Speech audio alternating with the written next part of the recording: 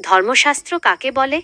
ধর্মশাস্ত্র হল সনাতন ধর্মের এমন এক শাস্ত্র সমষ্টি যেখানে মানুষের ব্যক্তিগত, পারিবারিক, সামাজিক ও ধর্মীয় জীবনের কর্তব্য, নৈতিকতা, আচরণবিধি এবং জীবনের বিভিন্ন পর্যায়ে পালনীয় ধর্ম সম্পর্কে বিস্তারিত নির্দেশনা প্রদান করা হয়েছে।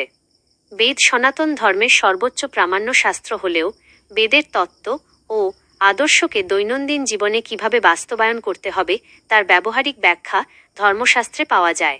তাই ধর্মশাস্ত্রকে বেদসম্মত জীবনযাপনের নির্দেশিকা বলা হয়। ধর্মশাস্ত্রের প্রধান উদ্দেশ্য হল ব্যক্তি, পরিবার ও সমাজে ধর্ম, ন্যায়, সত্য, শৃঙ্খলা, সদাচার এবং কল্যাণ প্রতিষ্ঠা করা। এতে বর্ণাশ্রম ধর্ম, ষোড়শ সংস্কার, বিবাহ, উত্তরাধিকার, রাজধর্ম, অতিথি সেবা, দান, প্রায়শ্চিত্ত, দৈনন্দিন আচার, সামাজিক দায়িত্ব এবং নৈতিক আদর্শের মতো বহু বিষয় বিশদভাবে আলোচিত হয়েছে। দেশ, কাল ও পাত্রভেদে ধর্মাচরণের প্রয়োগ সম্পর্কেও ধর্মশাস্ত্রের নির্দেশনা রয়েছে। ধর্মশাস্ত্রের অন্তর্ভুক্ত প্রধান স্মৃতিগ্রন্থগুলোর মধ্যে মনুস্মৃতি, যাজ্ঞবল্ক্য স্মৃতি, নারদ স্মৃতি, পরাশর স্মৃতি, পরাশর স্মৃতি, বৃহস্পতি স্মৃতি এবং কাত্যায়ন স্মৃতি বিশেষভাবে উল্লেখযোগ্য। এসব গ্রন্থ বেদের শিক্ষার আলোকে মানব জীবনের কর্তব্য ও সামাজিক বিধান ব্যাখ্যা করেছে। তবে সনাতন ধর্মে বেদই সর্বোচ্চ প্রমাণ।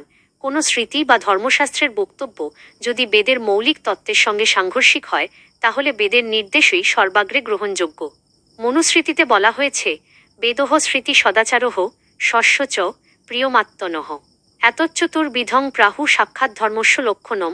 অর্থ, বেদ, স্মৃতি, ধর্মশাস্ত্র, সদাচার এবং নিজের বিবেকসম্মত কল্যাণকর আচরণ এই চারটিকেই ধর্মের প্রত্যক্ষ লক্ষণ বলা হয়েছে। আবার ভগবদ্গীতায় ভগবান শ্রীকৃষ্ণ বলেছেন, তস্মাচ্ছাস্ত্রং প্রমাণং তে কার্যাকার্য ব্যবস্থিতৌ জ্ঞাত্বা শাস্ত্র বিধানোক্তং কর্ম কর্তুমিহার্হসি। অর্থ, কি কর্তব্য এবং কি অকর্তব্য তা নির্ধারণে শাস্ত্রই সর্বোচ্চ প্রমাণ। তাই শাস্ত্রবিধি জেনে সেই অনুযায়ী কর্ম করা উচিত। অতএব ধর্মশাস্ত্র কেবল কিছু নিয়ম কানুনের সংকলন নয়, এটি মানবজীবনের নৈতিক, সামাজিক ও আধ্যাত্মিক উন্নতির একটি পূর্ণাঙ্গ নির্দেশিকা।